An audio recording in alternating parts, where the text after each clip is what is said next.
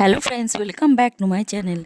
এই মুহূর্তে সবচেয়ে বড় আপডেট চলে এসেছে রাজ্যে। বর্তমানে নতুন সরকার গঠিত হওয়ার পর থেকে সবচেয়ে বড় সিদ্ধান্ত নেওয়া হয়েছে।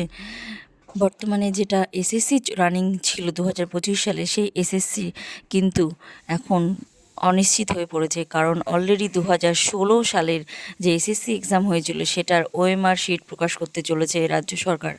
নতুন রাজ্য সরকার ক্ষমতায় আসার পর থেকে কিন্তু তড়িঘড়ি শুরু করে দিয়েছে। ইতিমধ্যে প্রকাশিত হয়েছে বিজ্ঞপ্তি, তোমরা সবাই দেখে নিতে পারো। এখন কিন্তু 2016 সালের ওএমআর মার্কশিট প্রকাশিত হতে চলেছে।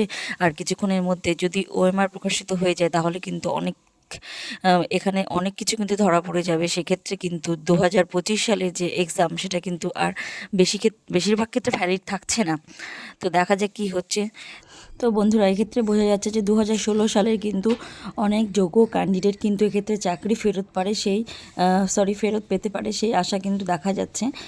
তো সেক্ষেত্রে তারা তাদের পুরনো চাকরিতেই বহাল থাকতে পারে, কিন্তু যারা অযোগ্য ছিল সেই ক্যান্ডিডেটরা কিন্তু অনেক সমস্যায় পড়বে। তারা কিন্তু চাকরি থেকে চিরতরে বাদ যেতে চলেছে। যেহেতু ওএমআর প্রকাশিত হতে চলেছে তাহলে কিন্তু সবটাই জলের মতো পরিষ্কার হয়ে যাবে।